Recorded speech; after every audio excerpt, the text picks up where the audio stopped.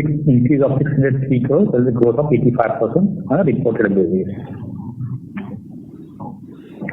EBT for the current quarter includes non-recurring credit of 102 crores for carrying costs approved by the regulator.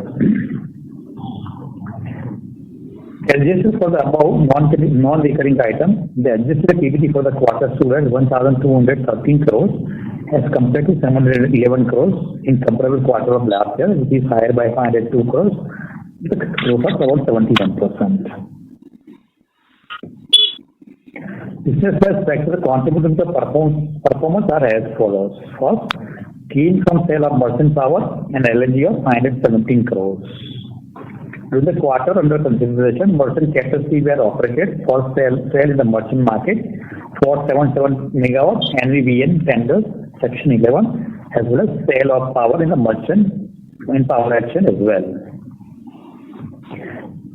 Currently, demand and supply situation in the electricity market is favorable for generator like us who has an untapped capacity, and due to the no major investment being made on thermal capacity in recent past. With moderation in LNG price globally, it provides a good opportunity for us to run our untied-up capacity and gas-based capacity of 1,500 megawatt. Overall, PLF for thermal generation improved from 40% to 60% due to better long-term as well as merchant sales. Our mentioned gain from the thermal segment were partially offset by two reasons. First, reduction in contribution of the renewable energy segment by 4 crores. Second, reduction in contribution from the distribution business mainly on account of two reasons. A marginal higher T&D losses across all areas except Agra, offset by better demand across both the segments, which increased by 7% in the distribution area and 6% in central distribution area. This completes the explanation on financial performance during the quarter. Moving on, we'll now give the brief update on the project and the pipeline. 3 gigawatt capacity of renewable power projects are in pipeline, which includes following projects. First, 87.7 megawatts out of total 420 megawatts solar project having PPA with our own discom has been commissioned during the quarter. The rest capacity is expected to be progressively commissioned by end of Q2 FY25. As informed earlier, project is expected to have improved return profile considering reduction in solar module prices in international market. Project cost is expected to be around 1,800 crores. Second, 300 megawatt Second 12 project, wind project, PPA for which was executed in the end of May 23. Advanced EPC contract for the development of the project has been awarded to Suzlon. In view of the procedural delay in adoption of tariff by CERC, the SCOD of the project has been extended to January 26. The project cost is expected to be about 2,500 crores. Third, 200 megawatt merchant hybrid project comprising of 125 megawatt wind as well as 75 megawatt solar is being developed under the air power wind farm. The project implementation is on track and plant is expected to be commissioned progressively by December 25. As the power from the project will be sold directly in the merchant market, it will start generating revenues right from the first part of commissioning as the evacuation infrastructure is in place. The project cost is expected to be 1,400 crores.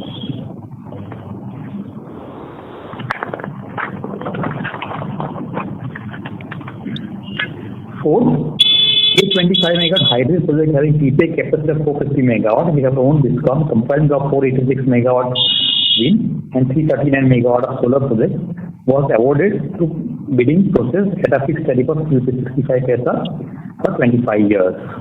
LOA for the project has been awarded and PPA for the project is likely to be executed by end of Q2 of FY25.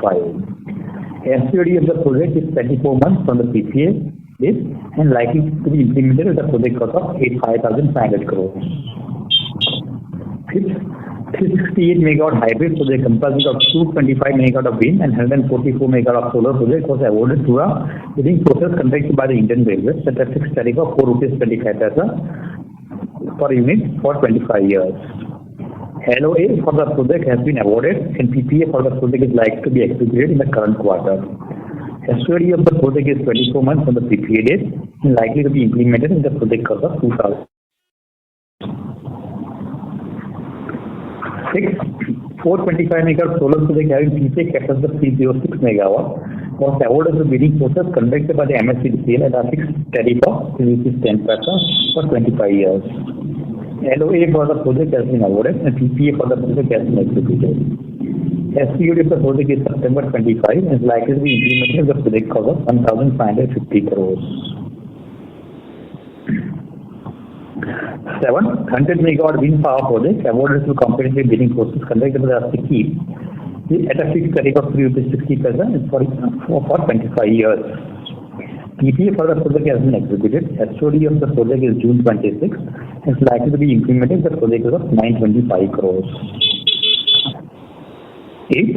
Under C&I portfolio, company has 528 megawatt project under development comprising of 426 megawatt solar and 122 megawatt of wind projects. Out of which 35 megawatt has been commissioned till end of the current quarter, taking total C&I capacity to 563 megawatt. The rest capacity is likely to be commissioned progressively within next 2 years. Project cost is expected to be 2,700 crores.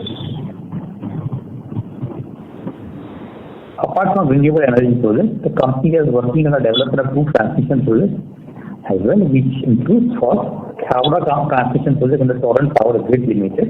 It's a JV between Torrent Power as well as PGCI, which has been awarded to the company on nomination basis in the regulated tariff mechanism, post that return on equity of 15% plus incentive. The project cost is expected to be about 800 crores. Second, solar transmission project under new SPV, which was won on the competitive bidding basis, conducted in the Q1 of FY25 at annual fixed cost of 50 crores per annum for 35 years. The project cost is expected to be 470 crores. The above said investment in renewable energy transmission project, the company has investment plan close to about 20,000 crores for next 3 to 4 years.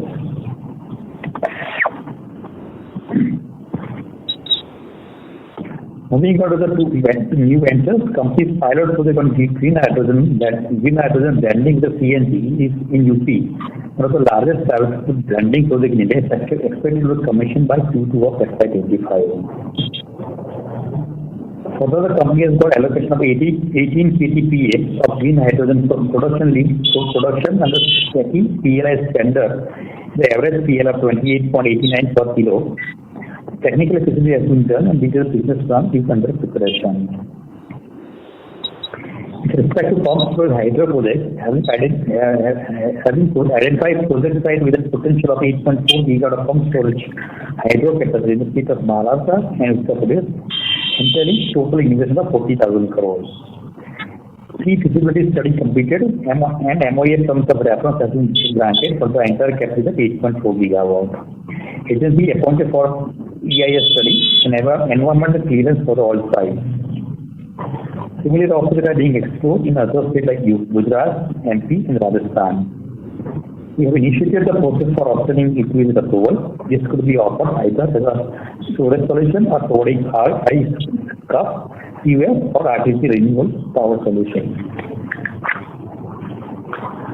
That's all for the quarter. Now I request Coordinator to open the Q&A session. We wish everybody to stay safe and healthy. Thank you. And we go on to the operator. Thank you very much, sir. We will now begin the question and answer session. Anyone who wishes to ask a question may press star and 1 on their touchtone telephone. If you wish to withdraw yourself from the question queue, you may press star and 2. Participants are requested to use handset while asking a question. Ladies and gentlemen, we'll wait for a moment while the question queue assembles.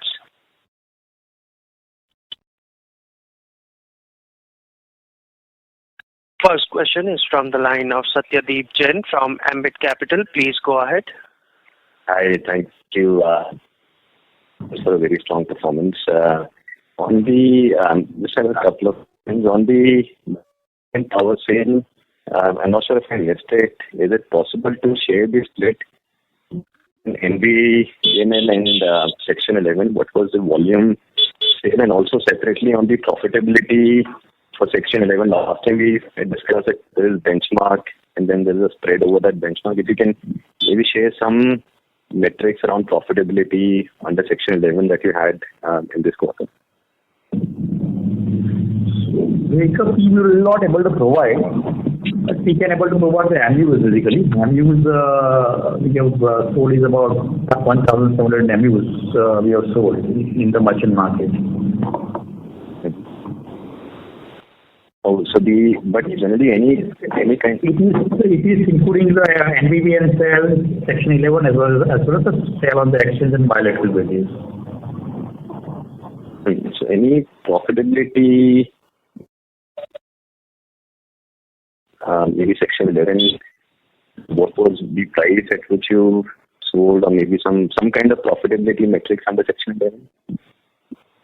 This kind of offer is available in the summertime and winter time. So summertime, the demand is very strong and LNG prices are moderated basically. So we got this opportunity to sell significant quantity in the merchant market. We have 1.5 gigawatt untapped capacity.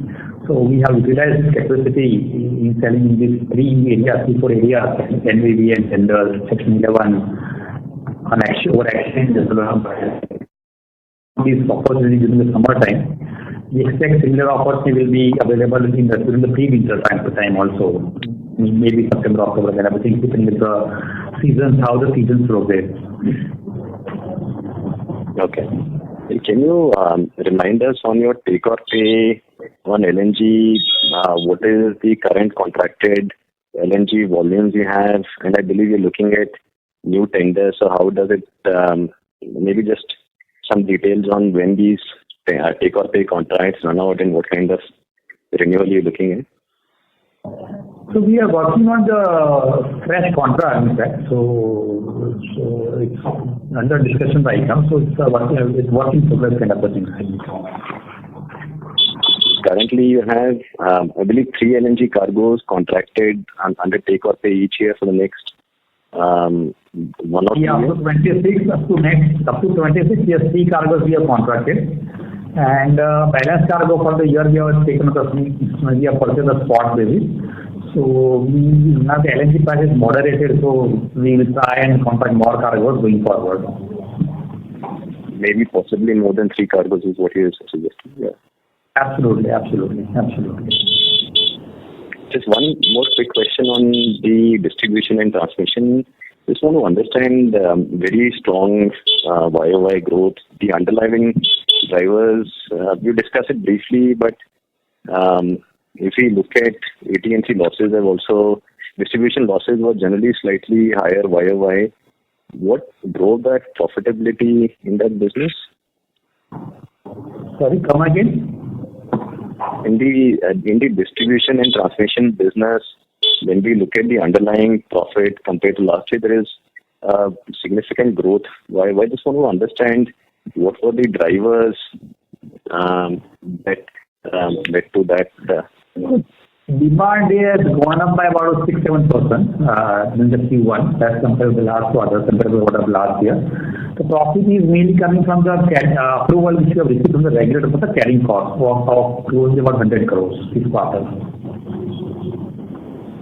Okay, so that was the big swing in just the approval for that carrying cost. Yes, exactly. Thank you so much. Wish you all the best. Thank you so much.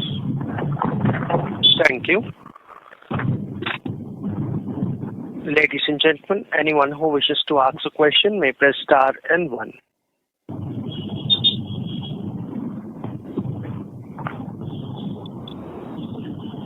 Participants who wish to ask a question, you press star and 1 on your touchtone telephone.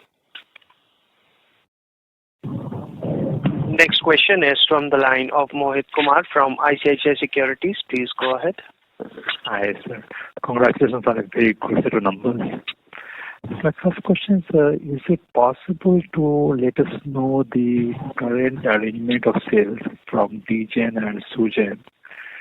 Is it under Section 11, and what is the quantum level on the merchant basis? To some color would be helpful, yeah.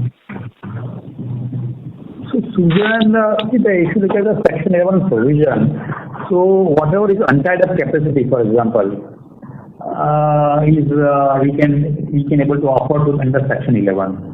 But since we have a NVVL tender, we have some committed capacity from the Sujan and region. So balance capacity we can offer on Section 11.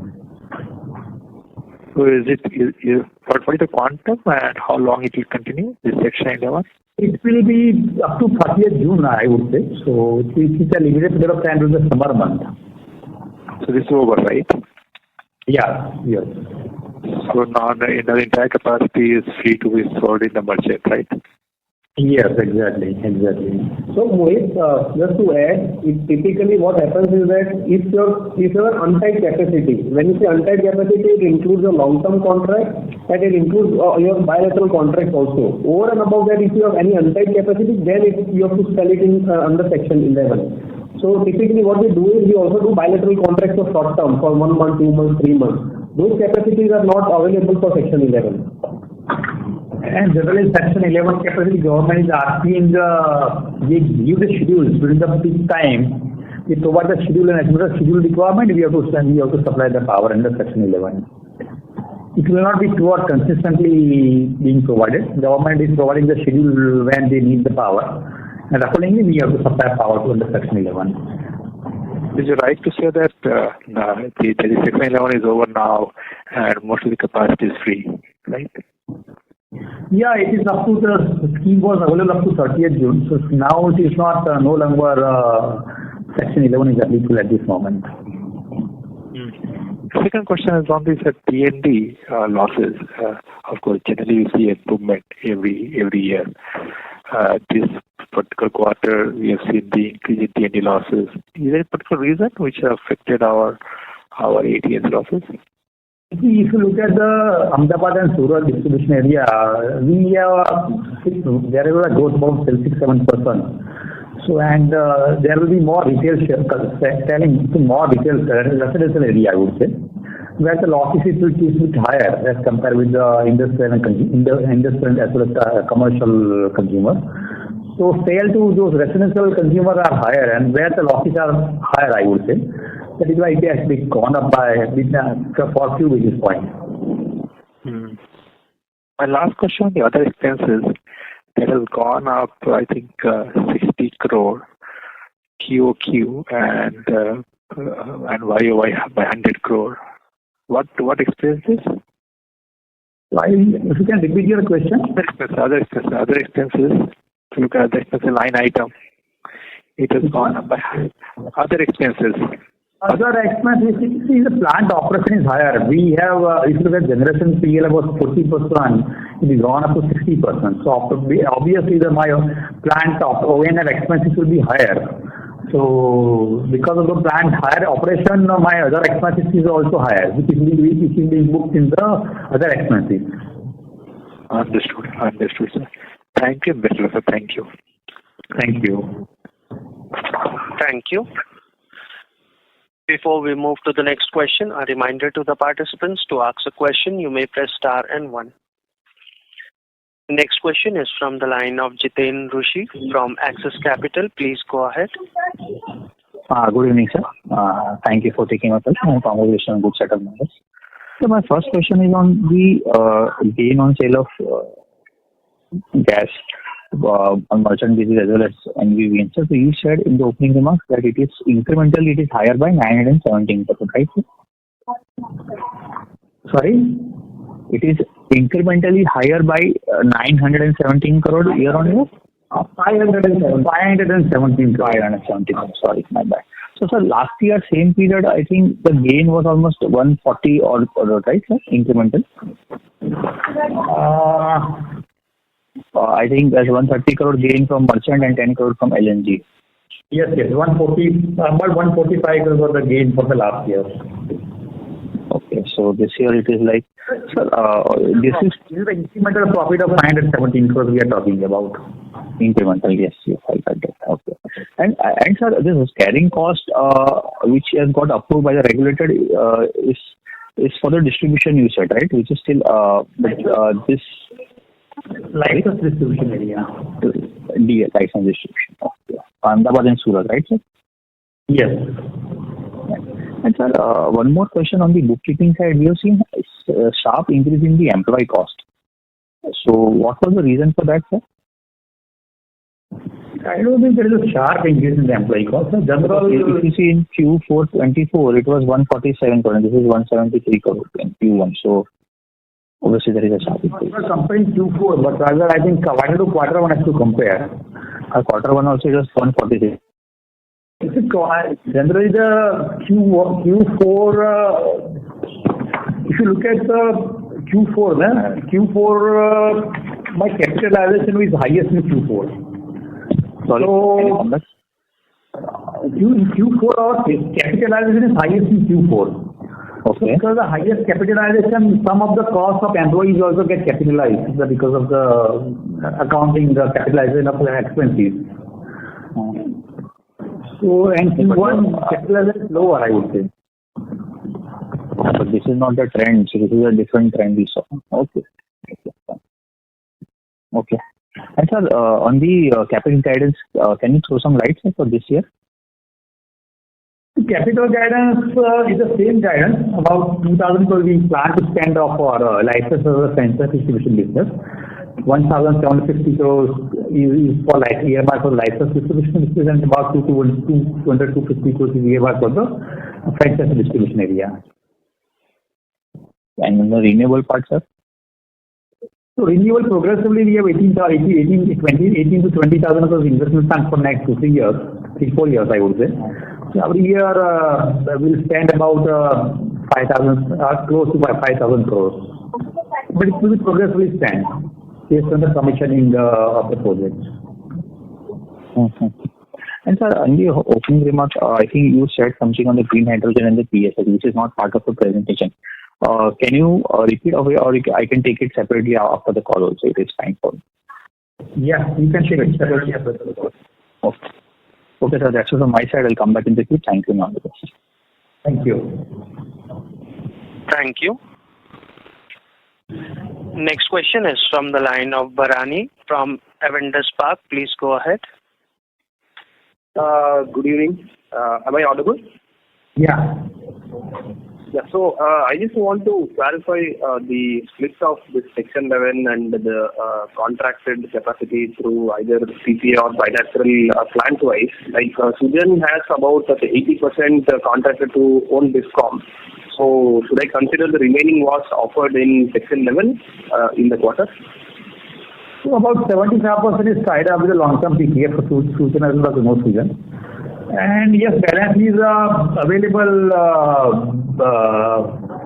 part of it is available for Section 11. So Bharani, you are right. For long-term PPA, it is 75%. But as I told earlier, that we also do short-term contracts. Now, if we already have a short-term contract in place, that will not get counted under Section 11. So that's what. So 25% on Sugen and Sugen, the whatever is remaining, that would be given to bilateral or merchant or Section 11. Sorry. So what would have been the bilateral portion from Sugen and Sugen in 1Q? We are not sharing those numbers. I think we should look at merchant on a holistic basis rather than dissecting it into different sections. Okay, so of the overall capacity of Sugen, Sugen and Sugen, which is 2,730 megawatts, how much would have been given to merchant in megawatts in 1Q? So merchant total MUs which we have sold, which comprises of Section 11, NVVN and bilateral or on exchange, is around 1,700 MUs for the quarter. Okay. That comes to what percentage? I mean, I can calculate, but just for discussion purposes. Sorry, come again? That will come to what percentage of overall sold by these three plants? I'll give you offline. I don't have the numbers as of now. Okay, got it. And pre-winter, like in September and October, again there would be probably increased sales in merchant or bilateral. But do you foresee Section 11 in those months?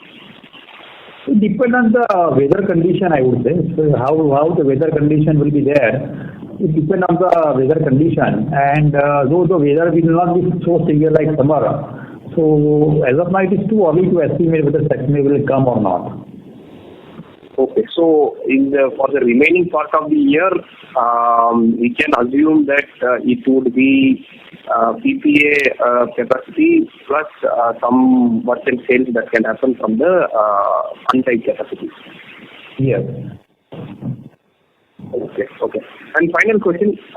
So I think in the last quarter's call, some number around average tariff and average cost of generation for NVGN was said. I think it was cost at 8 rupees per unit, tariff at 10 rupees per unit, so EBITDA contribution of 2 rupees per unit. So was this materially different or was it same for NVGN? There is a contribution is higher in the summer months. We can't give the exact number of amount of contribution, but it's higher than the summer, in the summer months. Okay, so and what would be like the average cost of generation at present or for the remaining say 9-month period for these gas-based power plants in rupees per unit?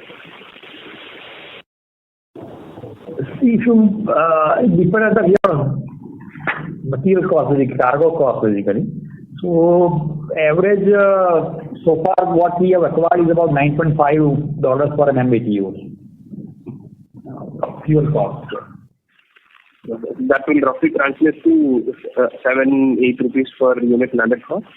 Yes, then I think about 6.5 rupees kind of a thing, variable cost. Okay. Very good. Okay.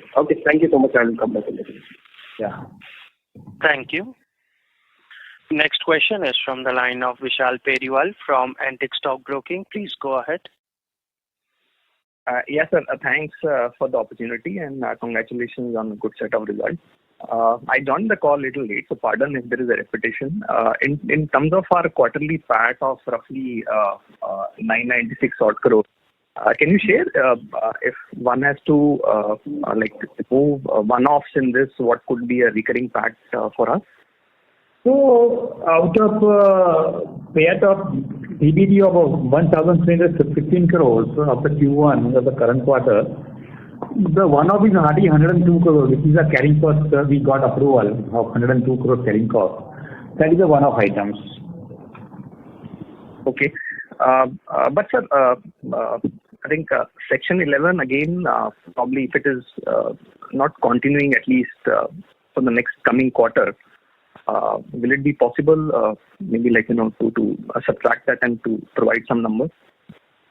No, we treat the Section 11 part of the merchant sale, so we don't distinguish the Section 11 differently. So all our NVVL tender, merchant sales on over exchange and bilateral basis and the Section 11, we all treat as a part of the merchant sale. So Vishal, I think on a normalized basis, if you're talking, I think we'll have to see on a YOY basis rather than a quarter-on-quarter basis. So if you look at last year, any year, Q1 has always been better compared to any other 3 quarters because of inherent demand in the country, which is very high, and that's why having higher merchant sales. So if you want to normalize, I think we'll have to look at Q2 versus Q2 rather than Q1, Q2, Q3.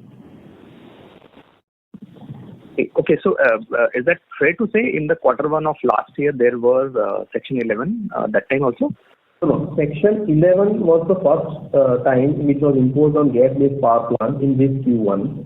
What we are trying to say is that merchant sales on a holistic basis, there was profits in the last year Q1 also. There are profits in this year Q1 also, which typically goes down as we progress towards the year. In Q2, Q3 and Q4 typically tapers down because of lower demand. Okay, sure, sir. Maybe, sir, on this Section 11, any number that is there in public domain that you'd like to share in terms of the realization, how exactly it differs, maybe with our contracted quantity, if there's any directionally ballpark percentage higher, or if you can just share. Yes, we explain we don't differentiate the Section 11. It's a part of the merchant sale. So as far as the formula is concerned, it is 120% of your variable cost. Now variable cost is defined as your gas price, which is defined by GSPL or the defined price by the GAIL price, against which our sourcing cost is lower. Another one is on the O&M costs which are variable. There is some normative parameters against which our O&M costs are lower. So if you look at from a holistic basis, my margins would be higher than 20%, which is being given under Section 11. Okay. Got it. Yeah, so that's all from my side, sir. Thank you. Thank you. Thank you. Next question is from the line of Swati Junjunwala from JM Financial. Please go ahead. Yeah, thanks for taking my question and congratulations on a good set of numbers. Sir, I might have missed it. So the CNI capacity of 525 megawatts, when is that expected to be commissioned? Next 2 to 3 years. 2 to 3 years. Next 2 to 3 years. Okay. And so can you give me a broad sort of a number as to what you are planning to commission this year versus next year versus FY27? Is it are the 8 projects that you highlighted, is that it, or there might be more? So as of now, 8 projects under development right now. If you look at by March 25, one project of 420 megawatt is getting commissioned. Right. Okay. And the rest of the project is getting commissioned from next year onwards. Some capacity will get commissioned of CNI portfolio also. Mm-hmm.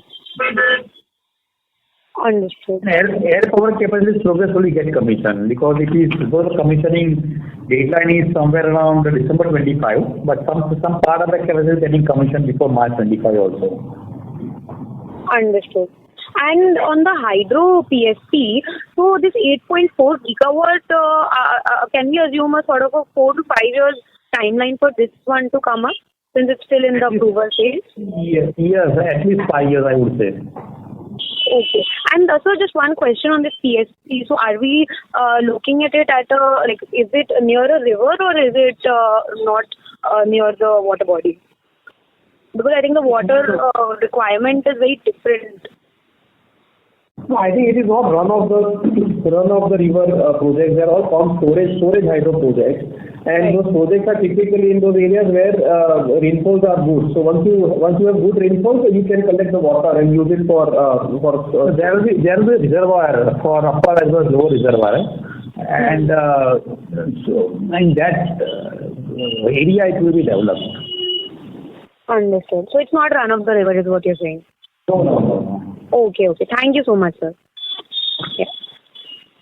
Thank you. Next question is from the line of Aniket Mittal from SBI Mutual Fund. Please go ahead. Thank you for the opportunity. So, a clarification for the quarter, what were our LNG sales or the gains that we made on LNG?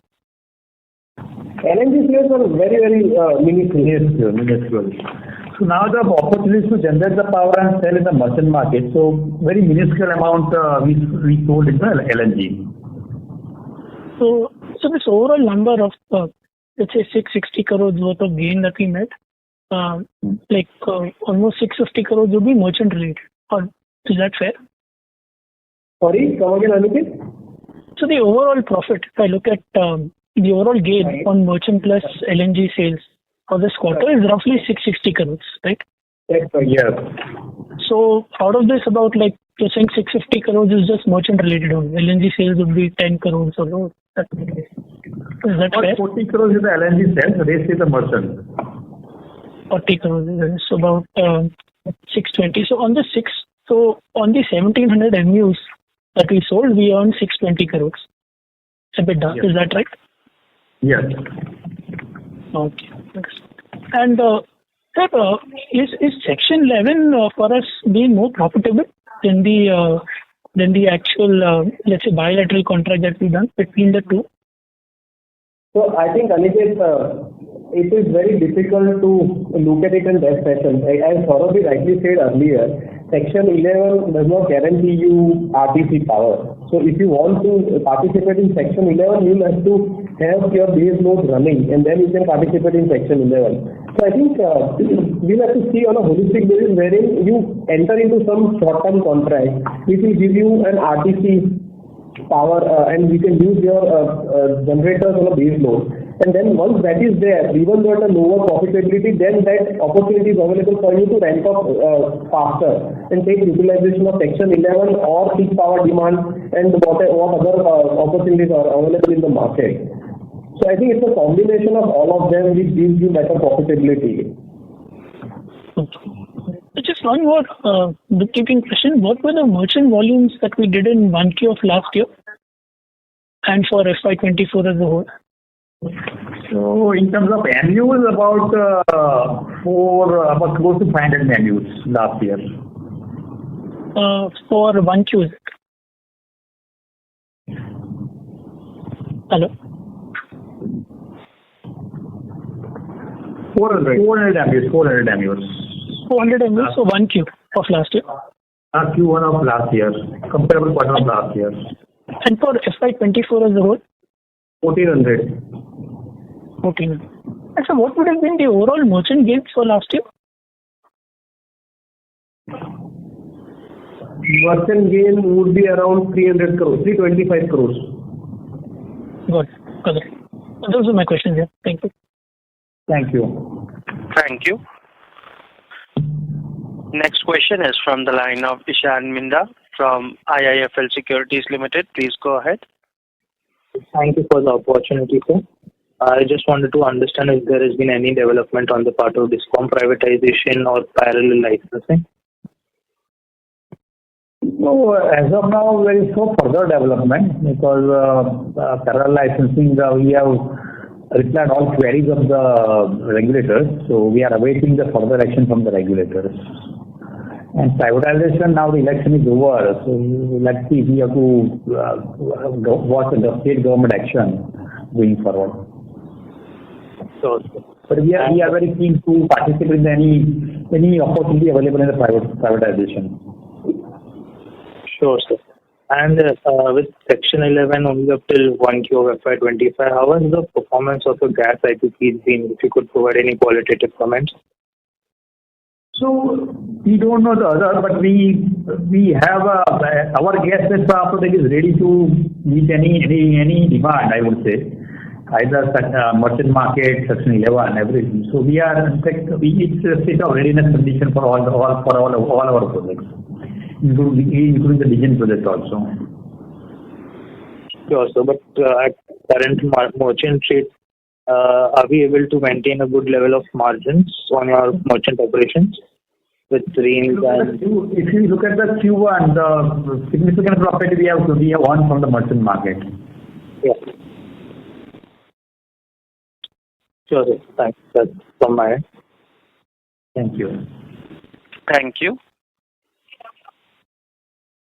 Next question is from the line of Nikhil Abhyankar from ICICI Securities. Please go ahead. Yeah. Hi, sir. So in the till July this year, almost around 6.5 gigawatt of renewable capacity has been awarded. Sorry to interrupt, sir. Your voice is very low. Audible? Hello? Yes, please go ahead. Yeah. So till July this year, almost 6.5 gigawatt of renewable capacity has been awarded, but we haven't won any any project as of yet. So are we planning, or is it a decision that we have taken to execute this portfolio first and then get back in the bidding process? Last 6 months, I would say, last Q1 as well, last 6 months, we have won about more than 1.5 gigawatt of capacity in last 1.5. Yeah. Okay. So but we will be bidding in FY25 as well for new projects. Absolutely. Yeah, Nikhil, so aim is to have at least 5 gigawatts in next 2 or 3 years to reach 5 gigawatts. So we are right now under construction will be around 4 gigawatts. And so we will keep on looking at projects. Only thing is we have to meet our parameters. If they are meeting, and we will be wanting to take more projects. Understood. And so we are also doing a merchant RE project. So will we be taking up more such projects? Or? So as of now, one project is under construction. So we'll commission that one project and then we'll see. As of now, there is no further plan of merchant project. Okay. And this will be purely based sold on exchanges or through bilateral contracts as well? So we'll see wherever this price is available, either through stock exchanges or through the bilateral basis, we will do it. Something like a virtual PPA as well? So it depends on the available opportunity for this kind of a project. Sure, sir. Thank you and all the best. Thank you. Next question is from the line of Amit Binde from Morgan Stanley. Please go ahead. Hello, sir. Congratulations on the great set of numbers. I just wanted to get some update on the note number 3 that you had been recently putting out, where you quantify the revenue from the merchant and RLNG. So how much it is this year? Last year it was 72 crores.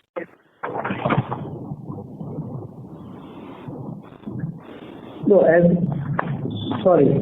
revenue from merchant. Merchant and RLNG that you had been putting in the notes of account recently. So this time you haven't put that, note number 3. So it was not a very significant number. So that is what the auditors has dropped not. So that is only of the RLNG sale, you mean? Yes, exactly. Okay. So for merchant, would it have been around 1,700 crores this year? Oh, sorry, this quarter? No, we say the 700 MUs is there. Okay. 1,700 MUs is there. So I'm just assuming a price of around 10. Is that a correct number to guess? You can assume that. That is an approximate number. Right. One other clarification that I wanted to get is that RLNG and merchant gains this year is 517 crores increase or absolute? Because last year I think incremental. It's the incremental. And to the previous question you said it is 145 crores for Q1 F24. Yes, exactly. Sure. Okay. Those were my questions. Thanks. Thank you so much. Thank you. Next question is from the line of Satyadeep Jain from Ambit Capital. Please go ahead. Hi, thank you. Just a couple of follow-ups. So wanted to understand on Section 11, whatever untied capacity you have the option to sell it in the power exchange, bilateral support by Grid India. Is that fair? You have the option as a generator to sell in any market segment where you find better prices. No. I think if you, before information of Section 11, if you had already tied up your merchant capacities on a bilateral basis, that you can not offer under Section 11. All the other capacities you will have to offer under Section 11. If there is scheduling by the regulator or by the SLDC. If they are not scheduling, you are open to sell in the merchant market. So under Section 11, it has to be based on scheduling by the SLDC. Is that what you said? Yeah. So under Section 11, if it is scheduled, you will have to supply power. If it is not scheduled, you are open to sell in the merchant market or wherever you deem fit. Okay. So just because I was trying to understand, if we look at the variable cost of 6.5 rupees, is what you mentioned based on the LNG price. There is obviously going to be incremental O&M also, and then you have, based on the number that you mentioned, it looks like an EBITDA spread of 4 rupees per unit. Overall, it looks like about 12 rupees per unit. So we're just trying to understand, when you sell these would be in high price DAM market. So these are, when these are scheduled by SLDC, just wanted to understand the clearing mechanism for this. No. So there is when you say clearing mechanism, can you just elaborate on what you want on the clearing mechanism? I was trying to understand the price is coming to about 12 rupees per unit. Where, how are you scheduling this power sale? I'll tell you, the scheduling is not done by us. It is done by, let's say, under Section 11. SLDC would do the scheduling, right? Under bilateral, the other person who has entered into a contract will do the scheduling. Under NVVN tender, again NVVN will do the scheduling. So we don't have scheduling in our hands. Only thing which we have is that if the scheduling has not happened, or if there is an untied capacity, if we are able to sell in the merchant market, we will sell. Okay. And one more question I wanted to ask on the LNG cargoes that you are looking to tie up, can you maybe remind us the 3 cargoes that you had for take and pay, how much of your overall generation these 3 cargoes would account for, and the rationale for maybe tying up more cargoes is, are you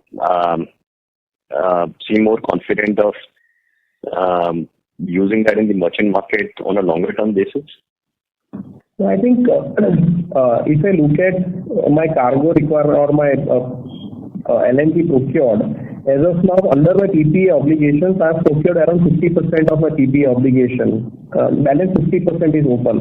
So I think I would want to do that first in terms of my PPA obligations are concerned. Merchant, we keep on looking at opportunity on a year-on-year basis. We don't want to lock ourselves because these are all take or pay contracts. So if tomorrow merchant prices go down and you are not able to sell on the merchant market, you'll have to pay for that cargo. So that we don't want to do it on a longer term basis. Year and a half, we keep on looking at it and then keep on procuring cargoes for the merchant market is concerned. And anyways, all these long-term contracts are all variable rate contracts. They are not fixed rate contracts. So you are just tying up the quantity rather than the price. Volumes. That I understood, tying up the volumes, just that obviously the demand is not there. I was trying to understand these are take or pay contracts, but you're suggesting that anyway with the higher LNG cargoes you would still need that for the PPA as well, right? So that's right. Okay. Thank you so much. Thank you. Thank you. Next follow-up question is from the line of Jiten Rushi from Axis Capital. Please go ahead. Yeah, thank you for taking my question. So just harping on the LNG tie-up. So now, as you said, only 3 cargo tie-up is pending. So, which is, and this is for the 50% of the PPA capacity. In balance 50% we will be procuring from the domestic market. So this 3 cargoes, I think it is actually wrong. What he said was 3 cargoes we have tied up for till December 26 as of now. Right. And there are some contracts for domestic market procurement. Both put together gives you a tie-up of 50% for my PPA capacities are concerned. Okay. So basically 3 cargoes up to December and domestic contract put together 50% up to December 26 broadly. That's right. Balance 50% under my PPA obligations is open, and whatever I am anticipating is to be sold in the merchant market, that is open. So this tie-up is at around $9.5 MMBT, right, sir? Yeah.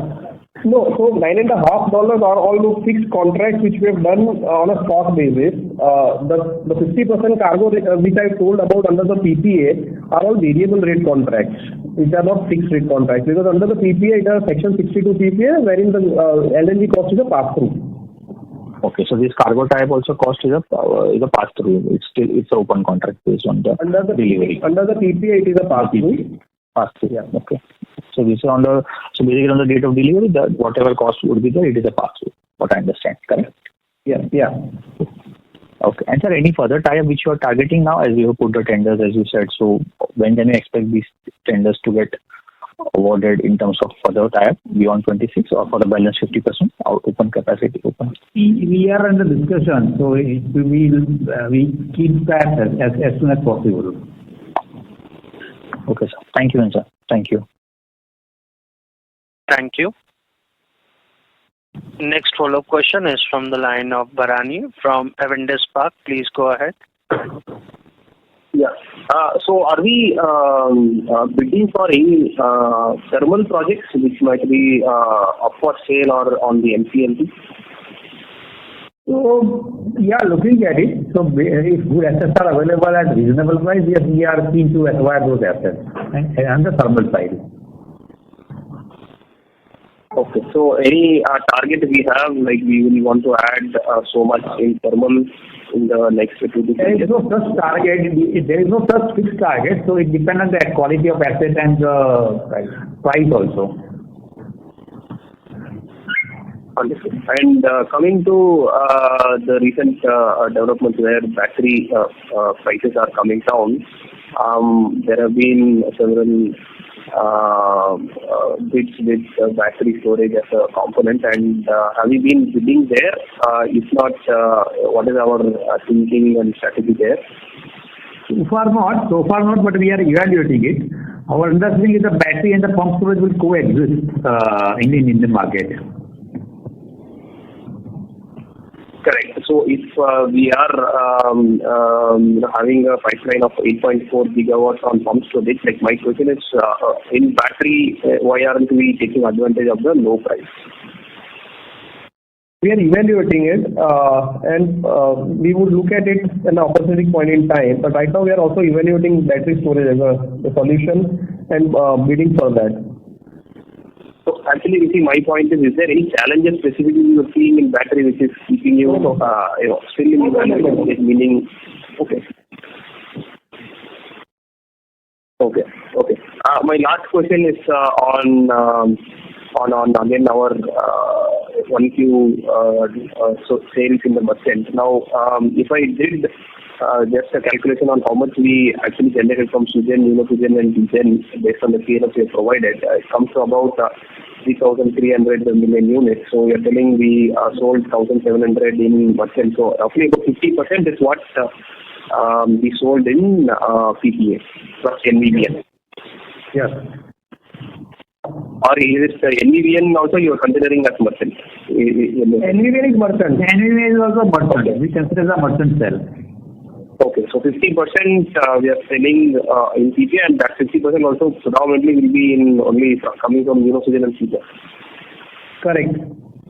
Okay, and the LNG contract that we have for 50% to be used for the PPA, there we have variable rate contracts, and what would have been that dollars per MMBTU in 1Q on an average? The cargo which we have contracted is about $9.5. And the domestic, which is about, will be much bit higher than the 9.5, I would say. I think variable rate, what you're saying about the PPA, it would be not only imported cargo, it will also be domestic procurement. Correct. So for which Saurabh sir said for the imported cargo, it was 9.5. For domestic, he said it's little higher. Yeah. And we would have procured in the spot market for merchant. What would have been that dollar per MMBTU in 1Q? So this 9.5 includes spot cargoes also. Okay, so the three cargoes that we have contracted, we are using it for both for PPA market and also to be used to sell in the merchant market. So three cargoes we were contracted is mainly for our long-term beneficiary. Okay, thank you. Thank you. Next follow-up question is from the line of Vishal Periwal from Antique Stock Broking. Please go ahead. Yes, sir. Thanks for the follow-up. Sir, in your slide of renewable PPA contracted capacity and installed capacity, operationally, can you share, I think you did mention briefly in one of the participant answers that we are trying to tie up for the PPA. So is it the onus on us, or is the agency which has called this bid, so they have to get the PPA for us? No, it is not trying to tie up the PPA. It is PPA is yet to be signed. So we have won under the auction. PPA is yet to be signed with the beneficiary. Okay. So I think your then remarks do mention in the same slide that SCOD will be 24 months after PPA, and there are a couple of capacities which is already contracted. And maybe difference running in, like, say, RMC, if one has to take an example, the difference is roughly 260 odd megawatt.